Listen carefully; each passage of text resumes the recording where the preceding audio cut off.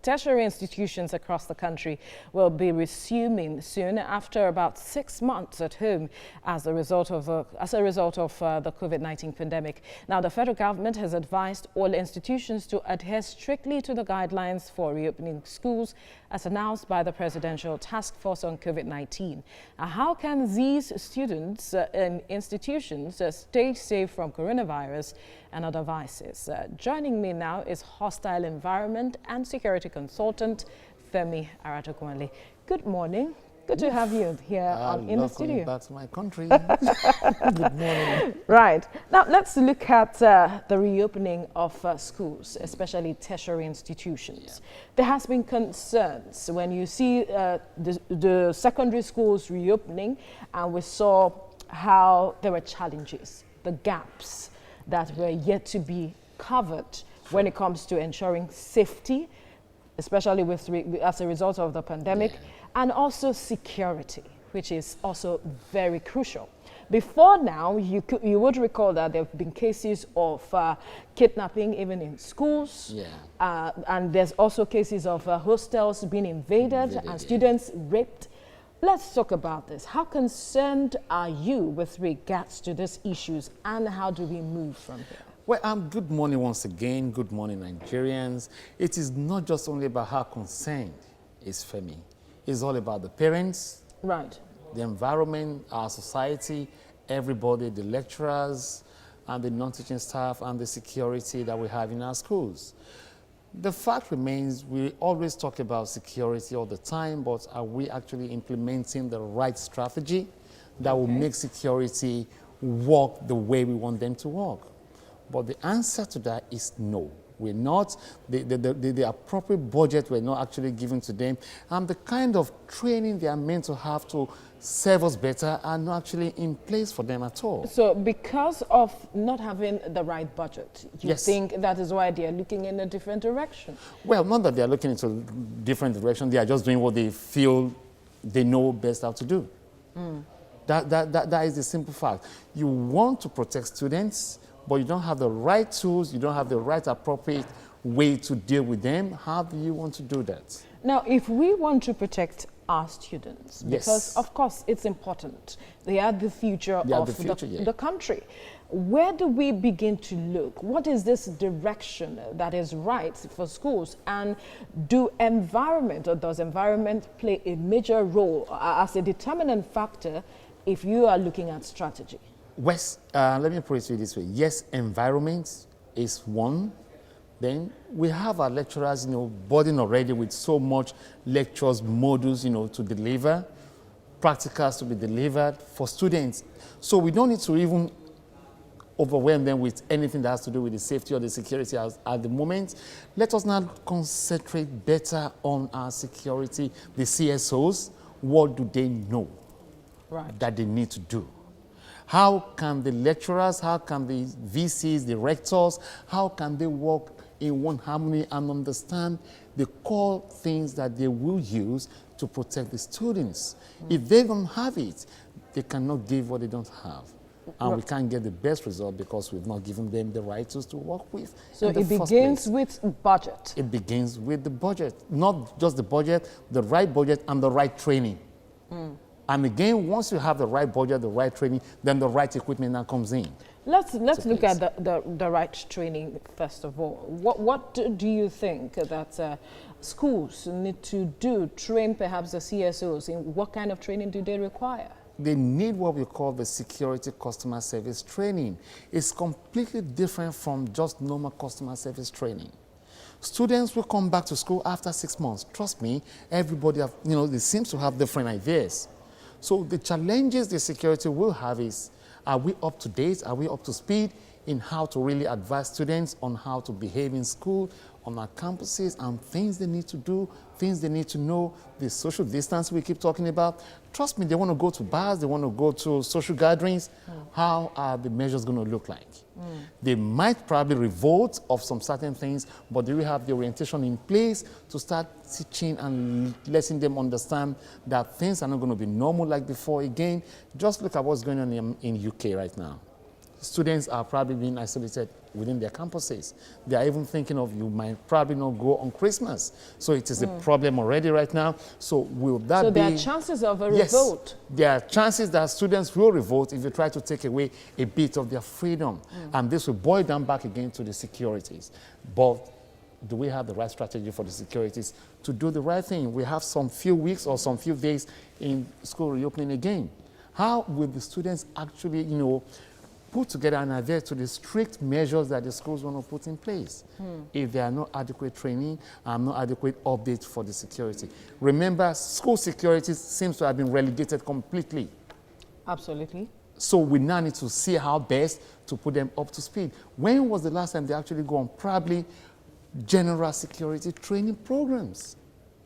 During the pandemic, they also have done all this, but well, movement was restricted. A lot of persons yes, couldn't if move movements around. were restricted, security movement were not restricted. So security is part of the frontline services that seems to have helped the curb and to slow down the spread of the pandemic. So from what you're saying, we are not paying enough attention. Not that we're not paying enough attention, we just don't care about security in Nigeria. That's it. It's as simple as that. Wow. And that is exactly what we found that's Really? happening to the SARS. Yes. But we see government has putting so much effort. It's just lip services. Lip service? Yes. When you look at the money government has pumped into Absolutely issues of yes. security? Absolutely, yes. Are you saying in the aspect of schools or just security in general? Schools and general security as well. They probably, most of the time it's just lip services. Let us talk about it. We'll do this, we'll do this, we'll do that. But are we actually doing it? The answer is no. They want to do their jobs. But do they have the right equipment to do their jobs? No, they don't. The school authorities coming now, what can they do to bridge that gap?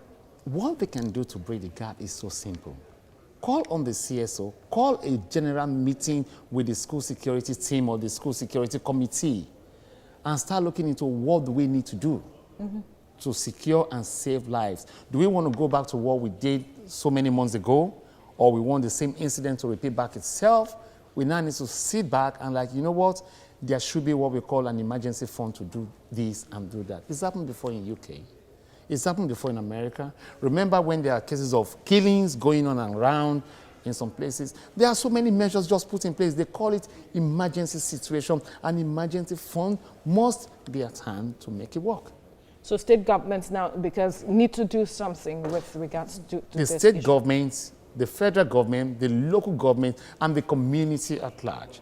Absolutely. Must do a whole lot. We'll leave the conversation here now because we need to talk about the role of every level of government with regard. Let's look at taking security seriously, especially with regards to schools. Security is said to first begin with you as an individual. Absolutely, yes. So as students who will be resuming, what steps can they take to perhaps protect themselves? What knowledge do they need? Do they have to engage in any form of training? And then we now break it down to the school management itself and then community that the school is.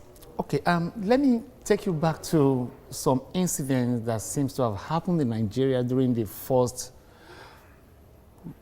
lockdown rules. They were a bit hostile.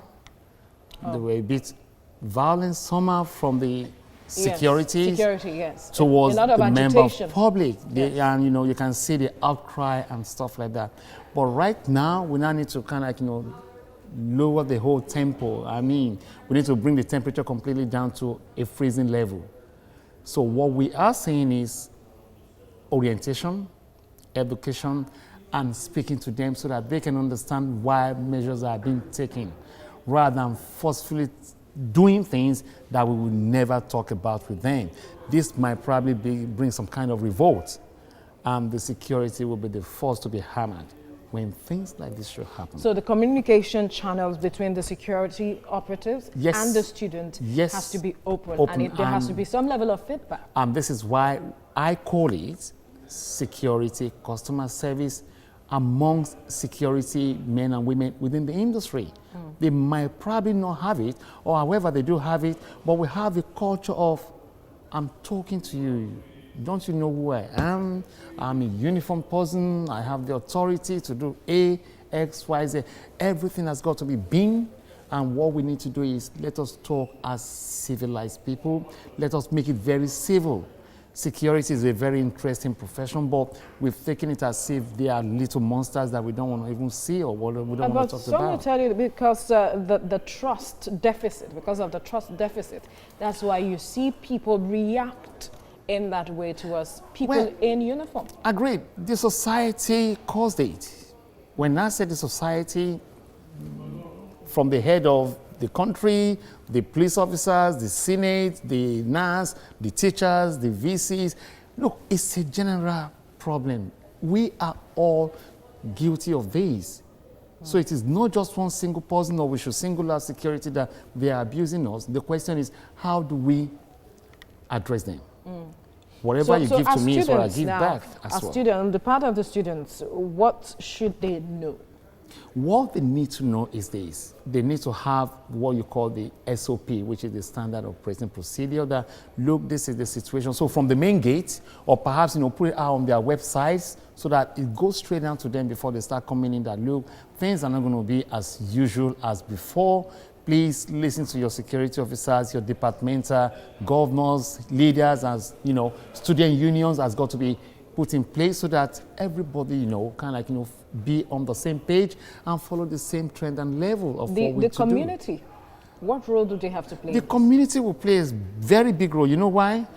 We have some people that live outside the campus. Right. Right now, we need to start looking into how do we get the community leaders involved, the landlord associations, what level of package do we give to them, as in people living within their own areas, that look, things are not going to be like normal before. Please let us adhere to this, let us adhere to that. Because the least you want is students now having confrontation with police officers within the school vicinity or outside campuses. It might probably happen. They might want to convert probably to have a few little drinks, and the next thing the police will barge in there. Why you all sitting down? Why you not maintaining social distancing? All these stuff. It starts with the vendors entertaining them in the first place. So, what level of awareness do they have? So all if we are to this sum this all up, yep, what is the way we should address this? The way we need to address it is we need to have a forum whereby proper communication has got to be channeled. And we cannot do this alone. The media needs to help as well in putting this putting these reforms out. And this has got to be done ASAP. We don't need to wait for maybe let us pass it through the NAS or pass it through this or that. These are emergency situations, and it's got to be dealt with very quick as soon as we can. All right, we'll leave the conversation here now. Thank you so much for your time on the program. Thank you.